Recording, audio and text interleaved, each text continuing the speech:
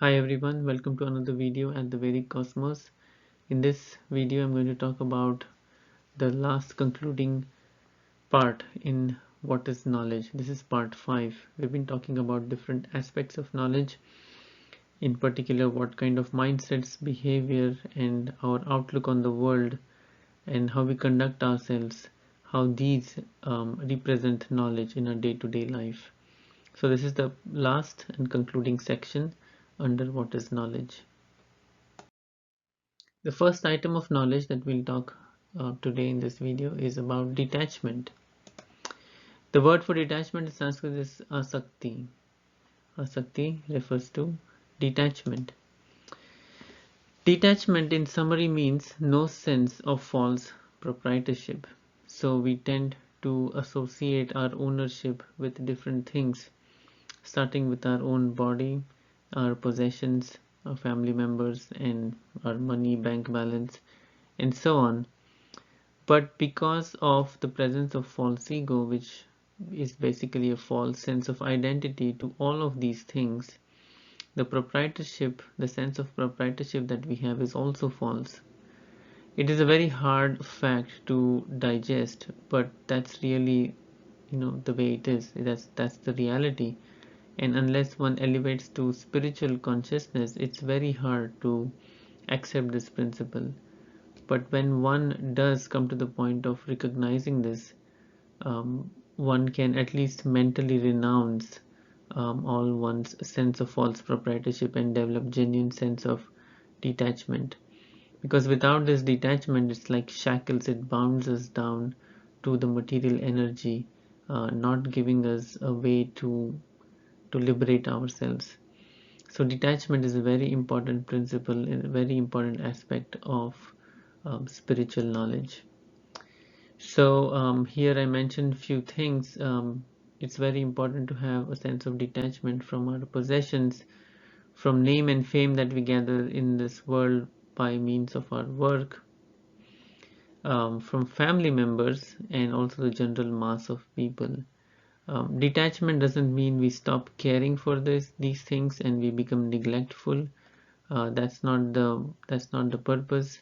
That's not the intent here. Detachment, what it really means is to do one's duty, but not be attached to the results or the outcome of performing one's duty. So not to have this false sense of proprietorship over the results of the work that we do and the relationships that we engage in. Continuing on with our duties with a sense of moral responsibility, but at the same time be detached to let go anytime. That's really the principle that's being referred to here. So detachment, a very important aspect of knowledge in spiritual life. Next is even-mindedness. Even-mindedness in Sanskrit is referred to as samachittatvam. Sama means equal or in equilibrium. Chittatvam means one whose consciousness, state of consciousness is in equilibrium no matter what the situation is. This one is actually not independent of detachment. When one is detached, one also develops the sense of even-mindedness or state of equilibrium regardless of what situation one is in.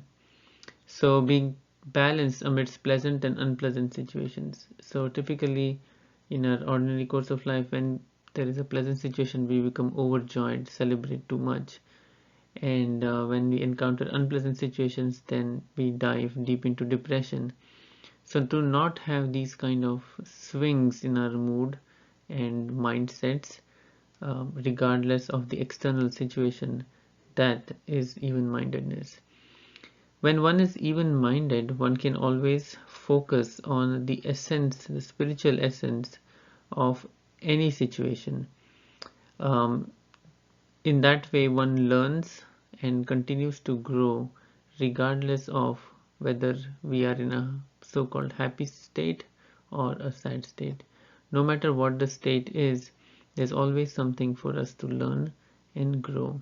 This mindset is very critical for all spiritual practitioners. So one whose vision is set on spiritual reality, um, they naturally develop a sense of detachment from worldly events and attain even-mindedness in all situations. So being even-minded helps one detach, and being detached helps one being even-minded. So they are interdependent, they are related to each other. But the essence is that in all aspects of life, in all situations, there's always some spiritual reality associated with it. If one's vision, if one's focus is set on that spiritual essence, then it's actually not that difficult to detach and to be even-minded. The next is seeking spiritual knowledge.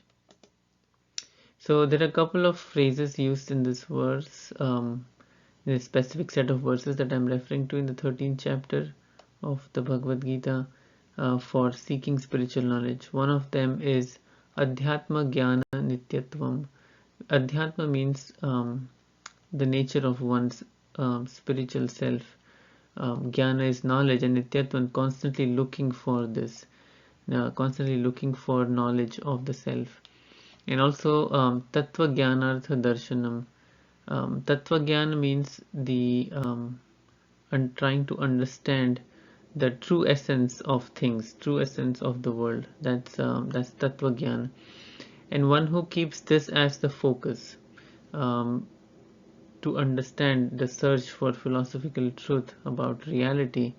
So that is referred to as the search or Tattva Jnanartha Darshanam. So one who treats the Tattva Jnana as the object of one's knowledge, experience, and realization, so that is referred to as Tattva Jnanartha Darshanam.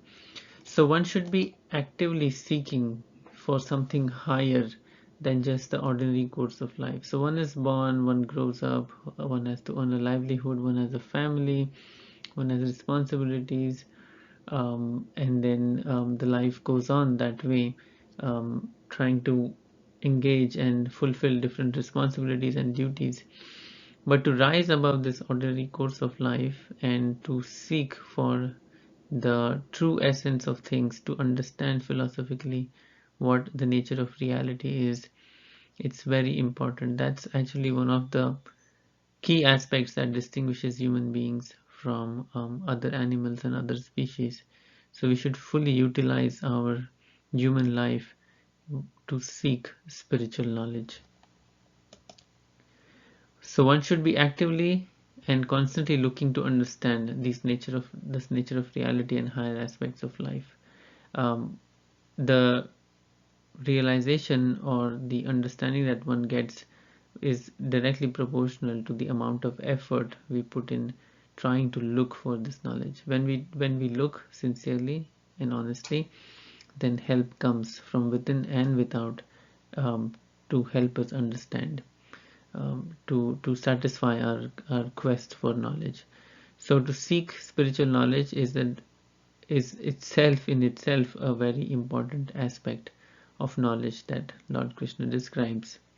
One should not be lazy, one should not be procrastinating that something that I will do this later at a later stage in my life. That later stage never actually comes. So whatever time one has, whatever energy one has in the present, utilize it to seek spiritual knowledge. The last and the final aspect of knowledge that we will talk about today is unalloyed devotion. Unalloyed devotion is referred to as Bhaktir Avyabhicharini in Sanskrit. Bhaktir is unalloyed devotion, and Avyabhicharini refers to the aspect that is done without any interruption, without stoppage, without any breakage.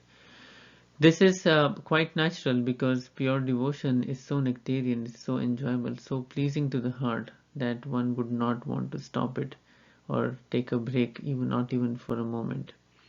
To reach this state of pure devotion is undoubtedly challenging. It's not easy because we're accustomed to the normal way of life under the influence of false ego. But as the influence of false ego gradually diminishes, gradually disappears with our practice and cultivating these different principles of knowledge, one will get to taste this mood of pure devotion. This is really the culmination, the highest point of all spiritual knowledge. It is to be situated in the mood of unalloyed and uninterrupted devotion to the Supreme Absolute Truth, which is presented to us as the personality of Lord Krishna in Bhagavad Gita. This is really the essence, this is really the summary of Bhagavad Gita. So thank you everyone for tuning in and for listening to these different aspects of knowledge. This is the last part in this section. We will continue next time in a different video on a different topic. Thank you.